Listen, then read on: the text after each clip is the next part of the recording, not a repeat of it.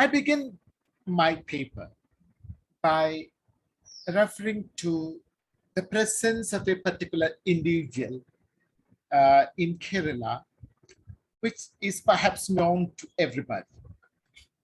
The person I'm referring to is a performer named Ochira Velukuttu. He was born in 1905 and he died in 1954. And he was an actor specializing in female roles and one of the stars of the Malayalam theatre in the early half of 20th century. His most celebrated performance was as Vasavadatta, the courtesan, in the stage adaptation of Kumaranasan's poetic work, Karuna.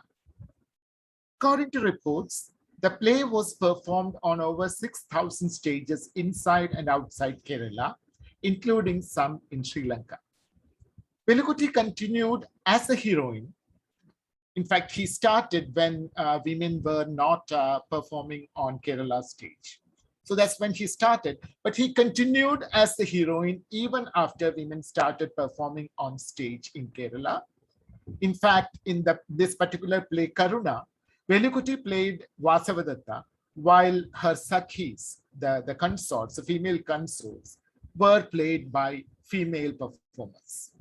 Historians point out that the early theatre actresses in Kerala were often instructed to follow the body language and style defined by Velukutty. There are quite a few stories about the magical presence of Velukutty. In fact, Mavelikiri Ponnamma, who later became one of the major stars of the social theatre in Kerala, has reported that she had been asked to imitate Velukutty if possible. And there was an occasion when Velukutty could not continue playing Vasavadatta due to some personal inconveniences. And the theatre authorities approached Mavelikiri Ponnamma to do that role. And she refused to do that, saying that something that has been so excellently done by Velukutty, if I try to take over, that will be the end of my career. So it was not that she moved out, opted out because of ethical reasons, but she knew very well that she cannot reach the standard attained by Velukutty. The instance of Velukutty was not in any way exceptional. Catherine Hansen, in her detailed study of theatre performances in South Asian theatres, has traced in detail the long history of men playing women's roles and subsequently setting up the norms of feminine grace.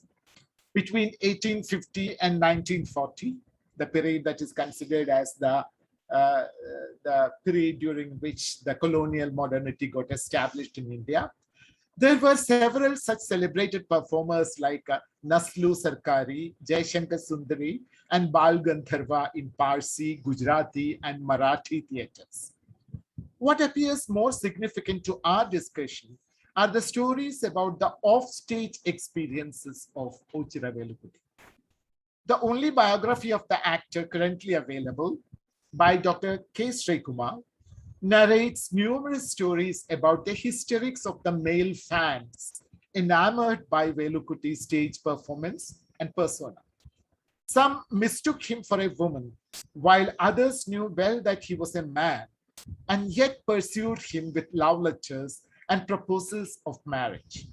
He was even abducted a few times and had to be rescued by other members of the troupe.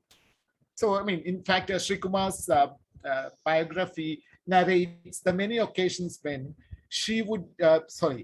Velukutty would go from one town to another town for another performance. And since the elaborate makeup was not easy to be taken off, he would continue to travel as in the role of Vasavadatta.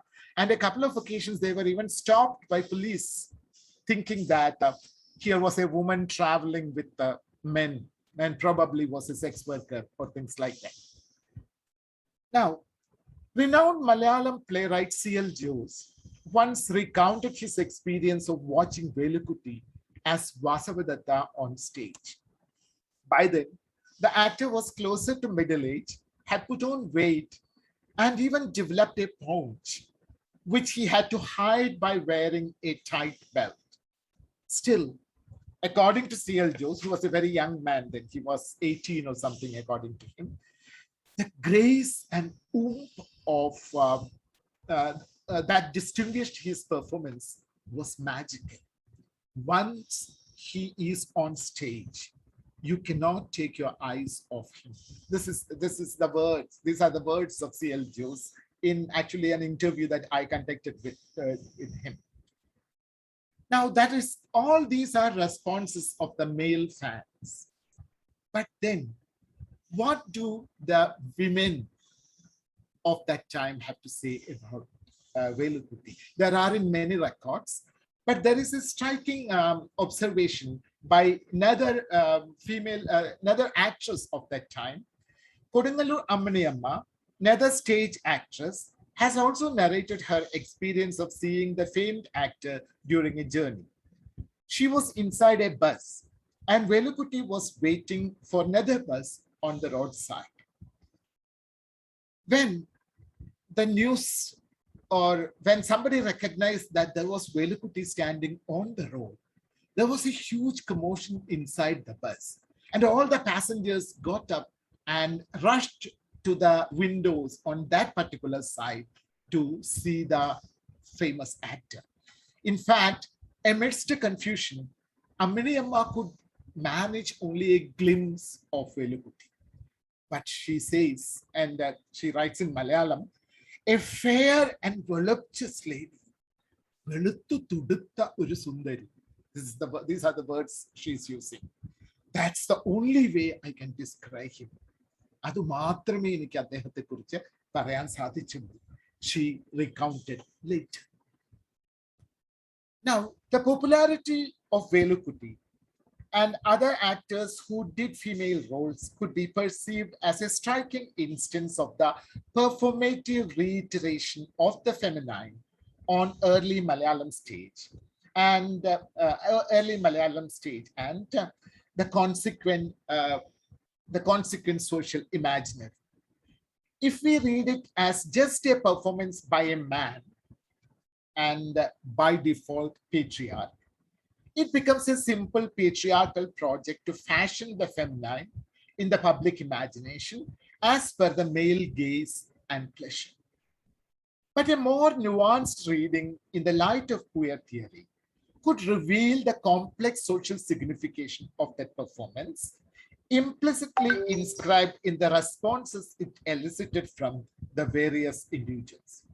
For example, if most of the other instances I mentioned here were by men, responses to the carnivalesque performance of the feminine, then Ammaniyamma's reaction is a woman's perception of the manifestation of feminine on a non-formal space, and hence not carnivalesque, though all were scripted on a body that was socially classified as male.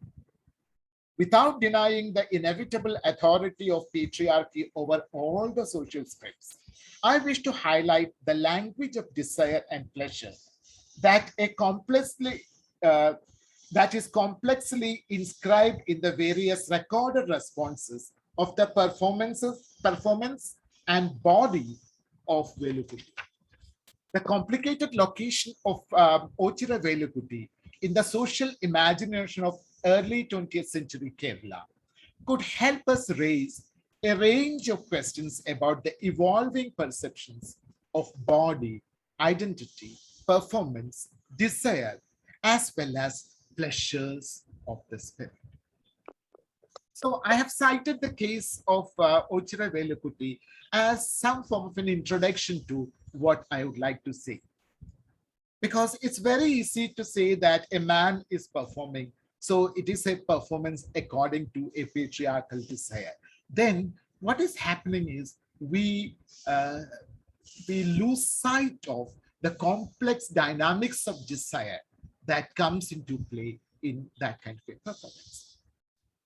Now, the other important question is, could we really discuss desire in terms of a region?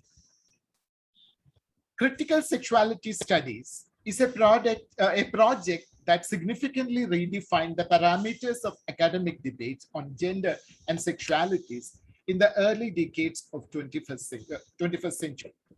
Drawing from feminist and queer insights on sexuality debates, scholars working in this framework assert the need to transcend what they describe as heterosexual privilege and perceive human sexualities as fluid, multiple, and contradictory. They are also keenly concerned of how silences are produced in research designs and reinforced by the very questions we ask. They call it the ignorance project, one where knowledge is constructed, maintained, and disseminated, while silences are also produced. Men lured by the performance of femininity on and off a male body had a longer tradition in Kerala. Female roles in Kathakali performances were traditionally enacted by men, and the male spectators openly expressed their fascination and sensual desire for these performative femininities. And this was deemed normal and natural in the early years of 20th century. കഥകളിയിൽ സ്ത്രീവേഷം കണ്ട് മോഹിക്കുക എന്നുള്ളത് ഒരു സാധാരണ സംഭവമായിരുന്നു. അതൊരു ഒരു strange ആയിട്ടോ unnatural ആയിട്ടോ ഒന്നും ആരും കണ്ടിട്ടുള്ളതായിട്ട് തോന്നുന്നില്ല.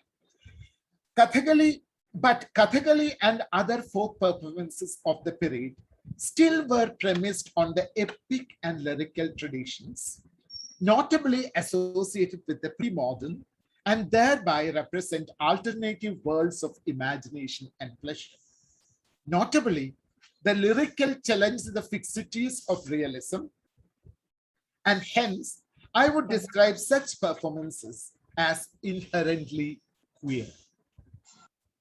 So how do we move from what I would like to describe as a queer way of perception to a drastically different perception is what I would like to call attention to. Moreover, Kathakali was appreciated by only a small section of the privileged class or caste, and folk performances invariably had a very local nature. What Velukutti and perhaps other male performers of female roles in the social theatre movement of the early 20th century accomplished was the elaboration of such traditional and localized patterns of desiring to a larger section of the society, especially other classes and castes. Incidentally, this was happening in the context of a range of other transformations that are crucial to an understanding of the shifting dynamics of desire in the region. In the first half of 20th century, the Malayalam-speaking region, perhaps the whole of India, but since our discussion is about Kerala, I say Malayalam-speaking region, was getting ushered into a national modernity premised on post-industrial sensibilities imported by colonial education. Vibrant narratives of modernity were invading the cultural scenario, and one of the striking characteristics of the shift was an apparent move towards what can be called realism and its attendant ideologies of humanism and logocentrism. The popularity of the Tamil mythological musical plays in the region was in the process of getting replaced by a social theatre movement in Malayalam, popularizing realistic narratives and performances. The moving pictures, mostly imported from Europe, Mumbai, or Madras, was slowly becoming part of the visual culture and pleasure. In literature, the popularity of the long poems of the Bhakti tradition were losing out to novels and short stories and secular poems like that of Ashan and Vallathur.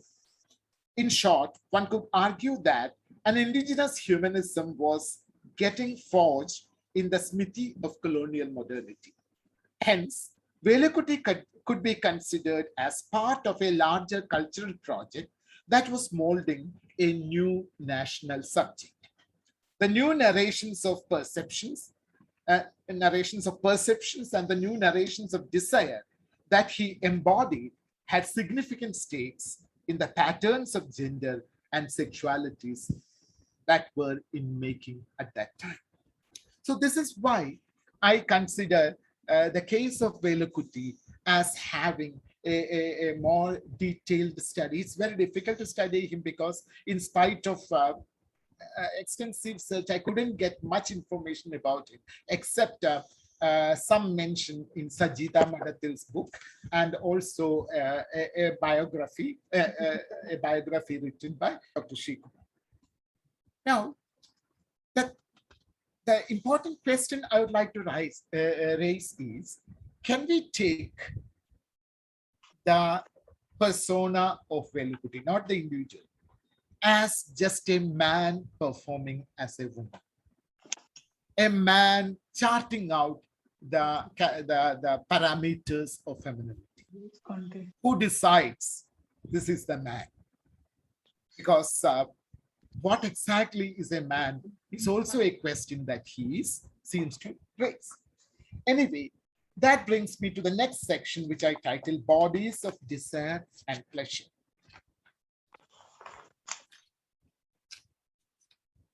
Some of the recent intellectual explorations of the imaginations of body and pleasure could further elucidate the cultural signification of the performance of Velakuti or the other performers of his times in complicating our perceptions on the evolving sensual or sexual sensibilities of early 20th century Kerala, as well as other parts of India.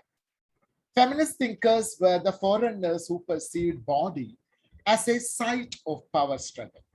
In the process, they undermined what had for a long time been a perception based on the organic entity of the body. One of the prime inspirations in this field has been Lacan's observations on human culture as a symbolic order that creates a break from the biological real, capturing and restructuring the experience of life through mediating symbols.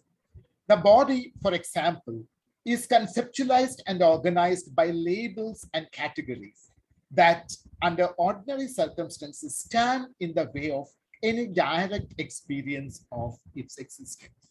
So what I'm trying to suggest is, how did these theories clearly indicate that body, as far as we understand it or we perceive it, has to be taken as a fiction? As a philosopher, Hilary Putnam has also pointed out, we have no access to such a thing as a language-independent reality. In Lacan's idiom, we would say there is no pre-discursive reality. The symbolic order can be briefly defined as a collection of codes and distinctions embodied in language and culture. And Lacan insists that human subjectivity can be sustained only within the limits of this framework.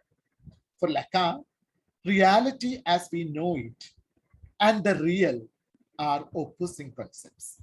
What we call reality in describing the world in which we live is dependent entirely on language. It seems almost irrefutable that the capacity to use symbols, including identifying pronouns and proper names, is what makes us human. This is what Lacan means when he underscores in many ways that the subject is an effect of the signifier. So this is, in fact, a kind of a slightly older theorization, but I think this is very, very, very important when we think about identities and bodies, even in the present context. In fact, they are extremely significant in a context where the larger public falls back into what can be called an organic division between man's body and the woman's body. The centrality of fantasy, the next important issue is the role of fantasy in our perceptions. The centrality of fantasy in the structure of human desire is emphasized by Lacan when he points out that if desire were simply a matter of biological drives, one passionate interest might satisfy as well as any other. But objects are not readily interchangeable. Hence, it seems just as useful to focus on the underlying fantasy structure that selects the object as the key to the problem of desire. Our choices are made on the basis of a highly specific unconscious fantasies, which endow our objects with unique promise. Judith Butler has tried to build a non-dualistic account of the body.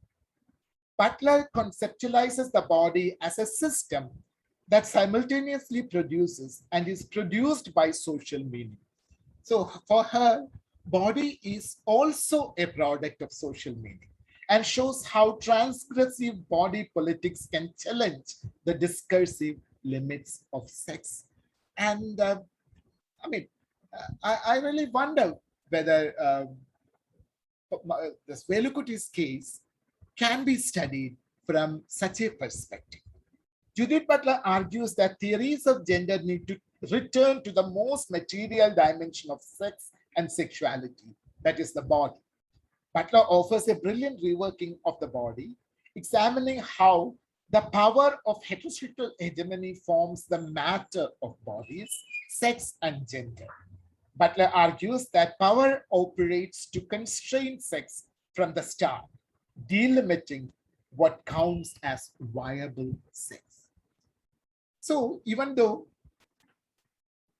the theorizations of Butler are constantly referred to in the research taking place in our times, quite often I have seen that the researchers kind of overlook some of these subtle nuances in the theorizations of Judith Butler. Recent feminist scholarship on gender and the body offers new paradigms that recognize the inherent interaction of biological and the social systems. For example, the Australian philosopher Elizabeth Groves has illustrated how social meanings external to the body are incorporated into its physiological expression, as well as unconscious and conscious behavior. It has celebrated work, Volatile Bodies, which is more about the female body. She pursues the lead provided by feminist philosophers like Kristeva, Butler, etc., et al., to criticize the Cartesian line of investigation that refuses to acknowledge the distinctive complexity of organic bodies and the specific reciprocities of the organic and the psychic. This is an idea that I would like to underline. She says that between the psychic and the organic, there are reciprocal relations that partially constitutes the complexity of reality. She also demonstrates that the sexually specific body is socially constructed. Biology or nature is inherently social and has no pure or natural origin outside culture. Being the raw material of social and cultural organization, it is subject to endless rewriting and inscription that constitute all sign systems. Now, another important theorist who has contributed to this debate is Fausto Sterling, who has argued that sex is more of a continuum and that the body is changeable over the course of life, over the life course, rather than fixed at birth. She rejects the framework that views the body and the circumstances in which it reproduces as separable. Instead, she and other scholars of the critical sexuality studies theorize an interactive biosocial model. This is the model they provide to understand the reality of the body. An interactive biosocial model in which internal reproductive structures and external social, historical, and environmental factors are inseparable, interacting over time and circumstance. I shall finish with the theorization very quickly. Raven Connell, the philosopher who led the debates on masculinity studies in the 1990s, had observed that body reflexive practices are not internal to the individual. They involve social relations and symbolism. They may well involve large-scale institutions as well. Particular versions of masculinity or femininity are constituted in their circuits as meaningful bodies and embedded meanings. Through body reflective practices, more than individual lives are formed. A social world is formed. So the social significations of the body in turn also create the social world that we inhabit. And finally, we come to the celebrated queer scholar, David Halperin. David Halperin has also critically evaluated the complicated location of body within what is described as the sexual desires and imaginations. A biopsychosocial model of sexuality is necessary if we are to understand the various influences on sexual expression across the life course. He has argued that erotic desires and sexual objective choices in antiquity, he is mostly studying the Greek culture, antiquity, were generally not determined by the typology of anatomical sexes, male versus female, but rather by the social articulation of power. So what I find most useful in the work of David Halperin is the crucial importance he gives to imaginations of power in the designing of our erotic desires. Various embodiment theories have also suggested that the body can exist through intersubjectivity, that is, a shared understanding of reality or relationships to other people. In a sexual experience, for example, people can experience their own bodies and the bodies of another person simultaneously as objects and subjects, desiring and being desired. So even a relationship significantly redefines the reality of one's own body. Now, in the rest of this presentation, I shall explore some of the historical incidents and movements that appear to have critically engaged and perhaps redefined the perceptions of body and sexuality in Kerala. I shall begin by calling attention to some of the important governmental interventions. Then shall also look at some of the cultural and social movements which redefine the patterns of imaginations and desires on body and sexuality. Okay. As I explore the implications of these social texts, my objective shall not be the tracing of a history of the sensual practices or sensual imaginations inscribed in those contexts. The writing of history, as we all know, especially when it is of a rather complex and unpredictable human experience like sexuality, cannot camouflage its own reductive enterprise. Writing invariably is an attempt to seek inscription within a language, that is, a received mode of communication. As language is one of the sources as well as products of the prevailing structures of power, the visibility it generates reinforces these structures and subsumes the subjectivities in dialogue with them. Moreover, which factors are appropriate to be read as expressions or imaginations of sexuality is also accomplished by contemporary lifestyles, especially in the case of a region like especially in the case of a region like Kerala. Sorry, 1 minute. Okay. So my intention is to read the various historical development and incidents from the recent past of the region called Kerala as narrative strategies and political projects that not only construct new knowledges or perspectives, but also constituted the many silences and obscurities that are integral to our prevailing perceptions of bodies, desires, and pleasures.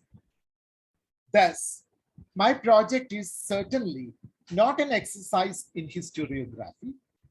If at all, it can only be described as an adventure in anti-history. So my attempt or my proposal here is not to read the history of Kerala by looking at some of the important incidents, but also perhaps explore how the way we imagine these incidents create some of the blind spots in our understanding of sexuality, desire, etc. Now, going back to Halperin and his major argument that relationships also play a crucial role in defining bodies, I look at some of the important judicial interventions that has taken place in Kerala and speculate on their implications to our understanding of gender and sexuality. Now, I shall start with the Malabar Marriage Act of 1896, which defined what is described as a sambandham, a form of relationship that was practiced among some communities and what Malabar Marriage Commission of the 1896, under the presiding presence of the colonial government, what it did was it redefined the sambandham as an alliance between a man and woman that allowed them to cohabit as husband and wife. Now, a lot of studies have taken place on the transformations in the sambandham relationships. But I have a feeling that we did not pay attention to the last part of this act that allow cohabitation. That is, a marriage is also something in which, or a sexual relationship invariably means the people involved in it have to live together. So sexuality and there is a very strong connection is created between sexuality and the formation of a particular social unit. And the interesting fact is most of the accounts of the sambandham clearly indicate that the man and woman involved in a sambandham did not necessarily constitute a social unit. In fact, the woman lived in her house and the man continues to visit her. So there is an urgent necessity of revisiting the context in which the sambandham was abolished and what possibilities, what revelations it can tease out about the practices of cohabitation as well as sensual attractions at that time. Then we come to closer times, and in the year 2015, the government of Kerala did adopt a transgender policy. And certainly, it came as a blessing to the people who identified themselves as transgenders. But then, what kind of visibility has it created for transgender people? And what are the complexities that it actually brought into the definition of who is really a transgender. This is another issue that definitely needs to be explored.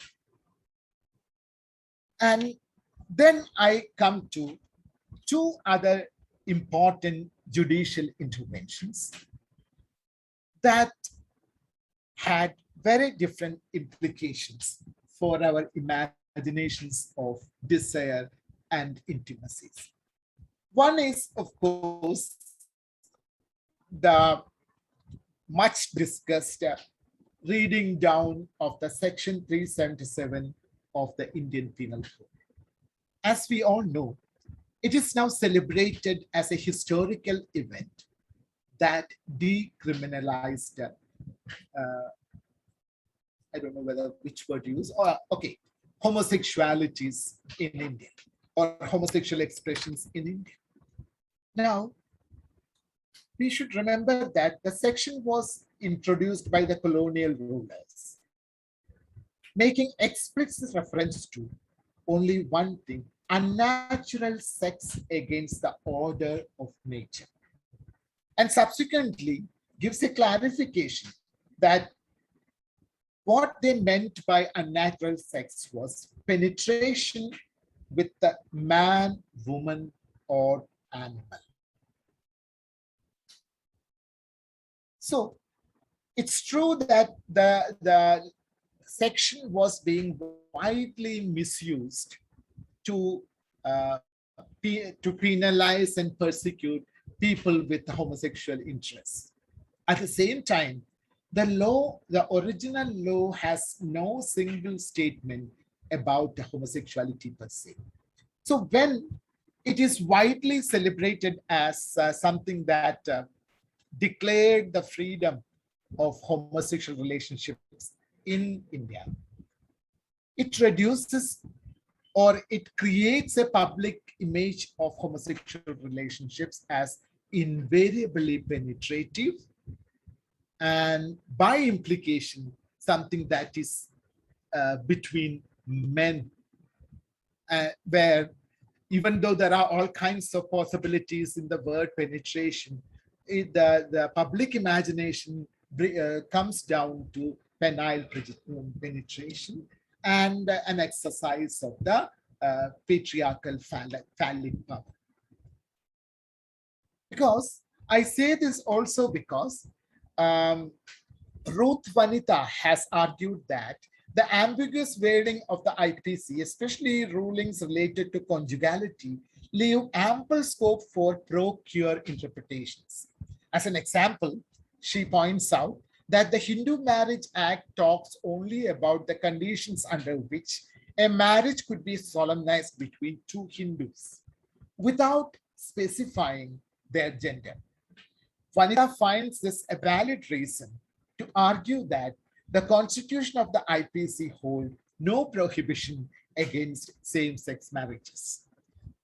Well, I'm here not saying that the ruling, reading down of the section 377 should not have happened. Definitely, I'm happy that it has happened. But we have not followed it up with enough discussions. We have not analyzed the resulting situation in all its complexity. Instead, when we simply state that this particular reading down has liberated the homosexual relationships, we are reducing homosexuality in masculine terms and only in terms of penetration. So there are new questions that we have to form, the new questions that we have to coin, to raise when we talk about the present context of sexual relationships between the same sex as well as so-called opposite sex in this context. Now, in the section called Interpretations of the Body, I'm going back to one of the a very striking instance in the recent history of India, in the recent history of Kerala, that seemed to have contributed significantly to the redefining of the bodies. One of the earliest recorded instances of an organized redefining of body related to the region is a series of incidents now known as the breast cloth agitation that happened between 1829 and 1959. It is now recognized as one of the earliest agitation staged in the region. The region, by region I mean modern Kerala, against caste hierarchies. By then, some of the educated Nair women had started wearing blouses in the European fashion. But the women of the so-called lower caste were prohibited from doing the same. So most of the historians point out that this was the main reason for the agitation, which took many violent turns, but finally earned the Nadar women the right to cover their breasts in the fashion of other upper caste women of that time. But on the other hand, were all the upper caste women covering their breasts in late 19th century? Records indicate that even in the early years of 20th century, there were many Nair women who did not wish to cover their upper body. Some of these women were educated and working as teachers. In 1903, a noted social reformer and feminist intellectual named Chetana wrote in the journal Lakshmi Pai, one of the earliest women's journals to come out in Kerala. They, referring to the Nair women, do not even know how to cover their bodies properly. During my trip to Meenachal Taluk, I happened to see some of our Nair sisters walking half naked on the public road, which caused me great sorrow and shame. They were on a highway through which all sorts of people, both from within and outside the community, were moving around. Nowadays, and this is a very striking statement of casteism, when even the illiterate slave caste women who go around cutting grass bother to cover their bodies, the shameless behavior of these Nair women could only be the result of nothing other than gross ignorance. I consider this statement interesting for two different reasons. Number one, how the covering of the upper body has acquired a very different signification in the case of the Nair women. For the Channa women, if it was a matter of equality and a statement against discrimination, for Chinnamma, there is a clear fear that the body is subjected to gaze. But surprisingly, it is not simply a male gaze. It is a caste gaze. She categorically states that through the road, people from all castes were walking.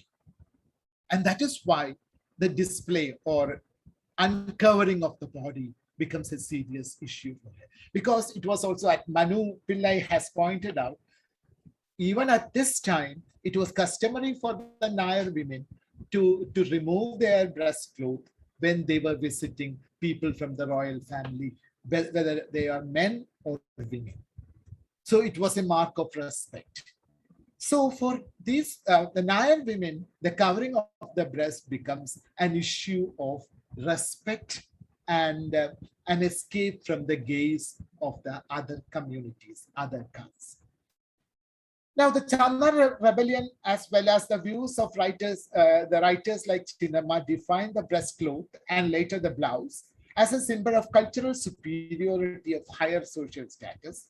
For Chinnamma, the dreaded gaze capable of violating the body of Nair women is not necessarily male, but of the lower caste, lower within quotes. There were other occasions when the Nair women willingly uncovered their torsos, mostly in religious functions and when visiting members of the royal lineage. Evidence of the Velur breast covering protest, it happened in Thrissur, ironically by women from the lower caste. The protest was initiated by women from the lower caste, and it happened in 1956.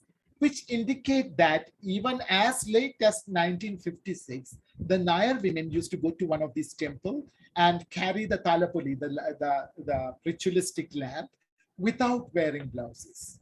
And the Velur Samaram actually meant that what happened in the Velur Samaram was women from the caste which were considered as lower forcibly entered, because it was after the temple entry proclamation. So they forcibly entered the temple wearing blouses and held the ritual lamp. And surprisingly, it had the support of the government because the temple entry had already been declared. And so it became a historical event, but the women who wore blouse and went to the temple did not really face any significant violence, which is what makes it different from the Chana rebellion, in which many women were brutally attacked by the Nayars and other so-called upper castes. If the covering of the breast had different implications to the Nadar and Nair women, the experience of the Irava women from Travancore highlight the sensuous and pleasurable sensations of covering the upper body. The humorous account by Mrs. Kunyikawa, wearing her first blouse, appears in the autobiography of her son-in-law, Mr. C. Keshavan, who later became the chief minister of the Cochin Travancore states. Kunyikawa was married to a social reformer, C.V. Kunyiraman, and this is a story which is very well known to the academics in Kerala, because the instance was cited by Dr. Uday Kumar in a different context in one of his well-known articles. But I would like to highlight certain other aspects of this particular incident. So what happened is, Kunyikawa was living in Mayanada, which was away from Trivandrum, and she was probably living in a matrilineal house, because we can see that she was living with her mother.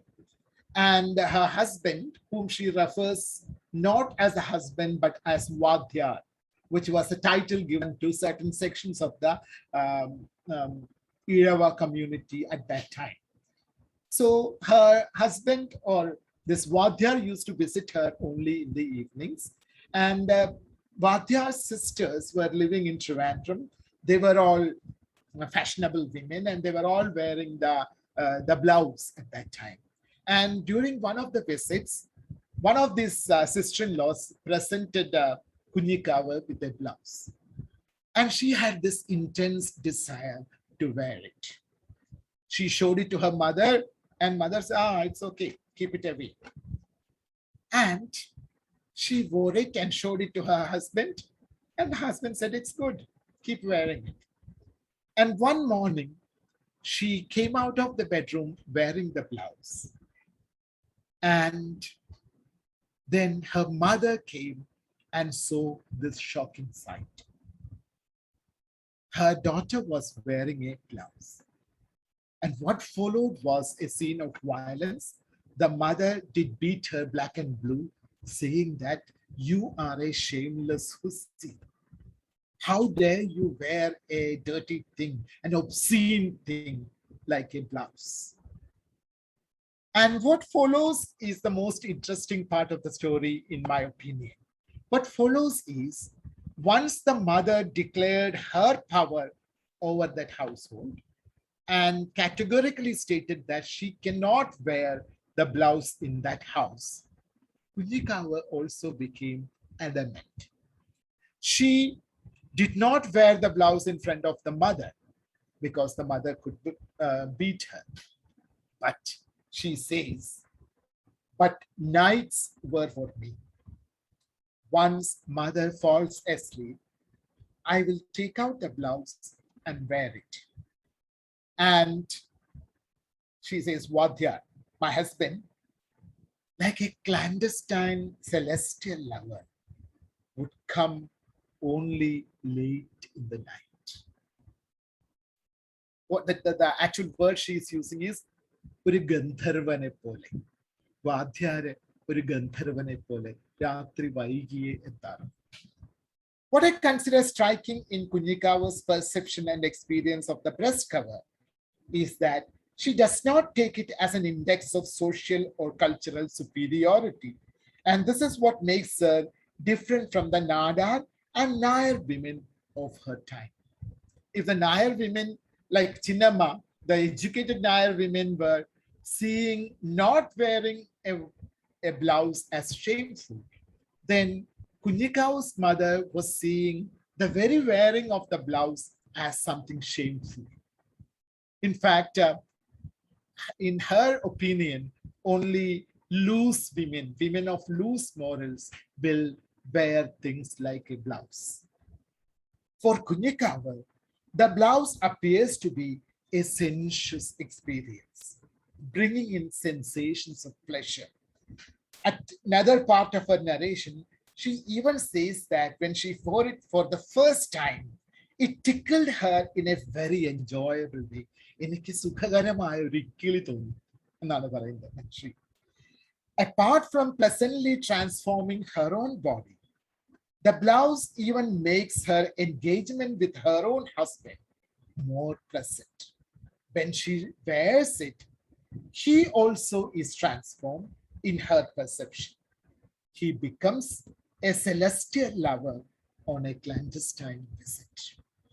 So look at the way in which a bodily transformation changes not only the person who inhabits that body, but also the perceptions of the other persons with whom this body engages with. And this is exactly what I want to stress when we talk about bodies in the context of gender and sexualities. I shall try to kind of conclude, and then we can go to the discussions.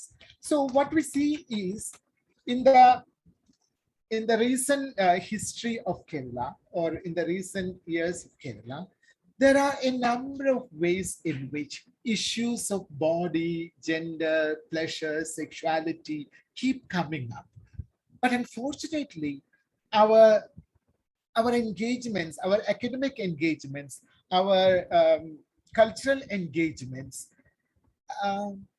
fail to go beyond certain binary paradigms, even about the sexual body and sexuality. One of the things which worries me a lot is the early stages of the women's empowerment debates in India or in Kerala have created a kind of a myth that any sensual engagement is a kind of a punishment that a female body can receive. I'm not saying that the patriarchal attitude or the patriarchal violence towards women is to be ignored. It is definitely there. But at some point, we need also, I think the feminist debates should recover the pleasure of the body, because any sensual experience is not a violence towards the body. It can also be a pleasure. And somewhere we need to reiterate this. And this is the reason why any woman who enjoys a pleasure is still considered as a sinner. And for example, I mean, once again, I don't want to say anything about the background or the context is, but you know that there were a few young women from Kerala who migrated to Afghanistan, and there are all kinds of rumors about they were part of the terrorist organizations, and the mothers of one of them was struggling to bring her daughter back and all that. See, I don't have any comments on that whole incident, but everyone who talks about the mother makes it a point to point out that she participated in a beauty contest, or was it a fashion show, I think. And now, of course, nobody says that it was a bad thing that she did, but that she participated in a fashion show. She paraded in front of people in colorful dresses has become the most important statement about the woman, and also something that resignifies her demand to bring her daughter back to India. Okay, so this is a very clear example, in my opinion, of how women are seen as a category that cannot have any bodily pressure.